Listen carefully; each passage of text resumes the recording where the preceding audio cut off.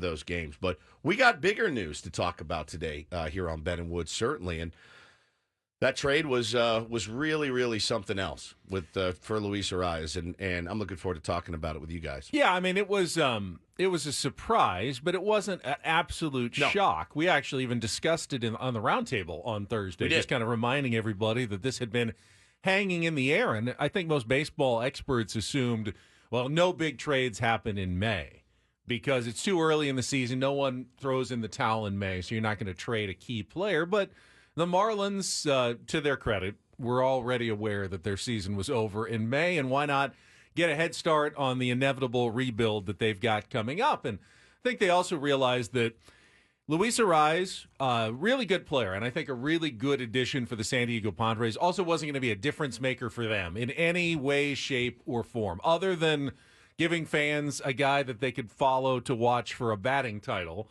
Not going to put a team on his shoulders and carry them to victory. And by the way, that was also true for the San Diego Padres. Well, this is a good addition. He's not the kind of player that you can just ride.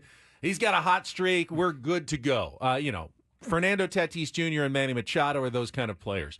Luis Arraez is not. He's a really, really good complementary player if you've already got a good team. And hopefully the Padres have a good enough team that they can take advantage of what Luis Arraez does well, and that is hit a lot of singles and a few doubles, and is good at setting the table, is great at making contact, better than anybody in baseball right now at putting the bat on the ball. And sometimes when you put the bat on the ball, good things happen. A lot of times for him, good things tend to happen. But not the kind of player that you go, he's on a hot streak, we're going to win 12 of the next 14 games. No, you need other players to still come through. It doesn't really change, in my mind, what has to happen for this Padres team to be successful, and that is stars got to play like stars at some point if they want to have a chance to go to the playoffs this year. Yeah, I mean, you could see what he brought to the table in his debut. It was astounding. And when you watch where we were talking about it in the dugout yesterday at the Tier 1 baseball game, and if you're a pitcher and that's the leadoff hitter, it changes the entire complexion of your attack plan. It just does, because you say to yourself, can't go up, he'll go the other way. Can't go in, he will pull it down the line for a double. Can't go middle, he can certainly handle that. Can't go low and in, he'll whip those hands through. He hit every different pitch they threw, all in different locations on Friday night. And incredible. It completely changes the complexion of your attack plan. He's not a guy that you brought in that's going to come in and hit 30 bombs, but he is the ultimate table setter at the top of your lineup. And because if Manny and Fernando don't play like stars, if the stars don't play like stars, we're not going anywhere. So correct. It doesn't really matter. So it doesn't matter. But to have a guy on, seemingly every AB, at least half the time, that guy's going to be on base. That is inherently a really, really good thing for the San Diego Padres. You put him on the White Sox, like you said, they're not going to go on some miraculous run. You put him on the Marlins, and they weren't really going to go anywhere with him. Well, and don't forget, one major detail of this trade was I would have been stoked if they got him even at full price. Right. But to get him for pennies on the dollar, I mean, you are paying him the league minimum. $600,000. You somehow got the Marlins to pay almost his entire salary.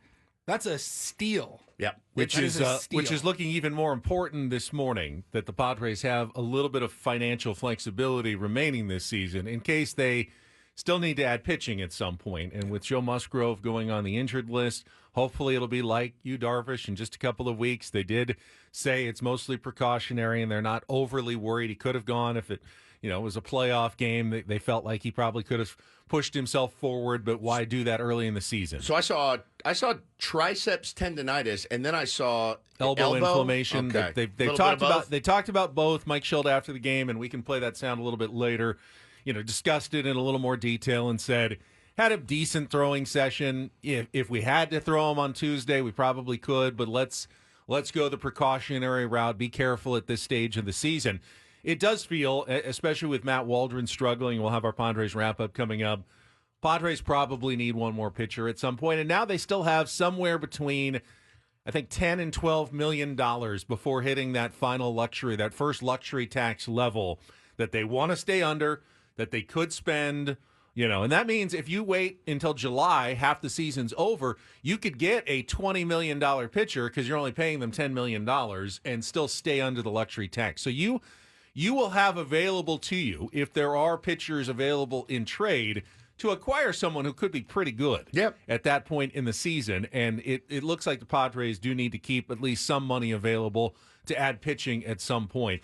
I thought the price for Arraez, when the first reports came out, and it was Arraez for Dylan Head, Nathan Martorella, and Usak Go. Oh, I thought it was. I was going, that's incredible. that is what are the Marlins doing? And then a couple minutes later, Jacob Marcy was added to the deal. Okay, Arizona Fall League MVP, stock on the rise. Although he's off to a slow start this year, and I got that seems a little more reasonable for a deal like that. But then found out what, like Paul said, about them picking up all the cash essentially on Arraez's deal this year, plus the money that the Padres, unfortunately gave to Usak Go. They got out from under that, and I go, I still like this deal. It's depth in the Padres organization, but it's not the top prospects that A.J. Preller wanted to hold on to, and they're getting someone that they absolutely do need, another bat that can either be a designated hitter or get some of the regulars off their feet when he goes and plays the infield like he did yesterday.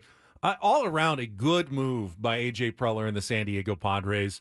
Again, not one that's going to put them over the top as World Series champions. They'll need their players that are already on the team to lift them to that, but definitely something that's going to help the rest of the season. But you look at the roster, or the lineups that went out on Saturday and Sunday, and you go, that team can compete. Yeah, 100%. And I am a man of my word. And I remember saying 6 weeks ago when Preller went out and got Dylan Cease, I go, man, I didn't think this team was a Dylan Cease away from being contenders. And all of a sudden, I'm all in, but I'm greedy. I want another bat. Yeah. We went out and got one of the bats in baseball. So I'm all in again. Here we go. Oh, yeah. I mean, it was I think it was a very savvy move. And, when we were at fantasy camp and we were at spring training, I talked to a lot of the guys that worked with Marcy and Martorella and all those guys. And they all said to a man, and I said it on the air, these guys are dogs, straight up. Which, hey, listen, it may suck to lose them down the road. It's not going to suck to lose them right now. Neither of those guys were ready for the big leagues this year. Not Manny Machado's prime, and Joe Musgrove's going to get older, and Darvish is going to get older, and even I said Bogart's going to get older. I said it last week in the roundtable too, Benny. You always kind of have to be in buy mode.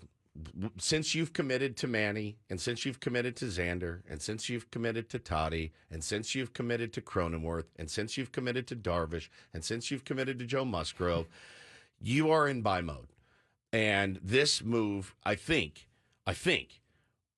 will fortify the lineup certainly, lengthen the lineup certainly, and allow them to hang around, which is all we really want to do. And we've been saying that like a mantra. Just hang around. And I think that this really helps them do that. I think it helps them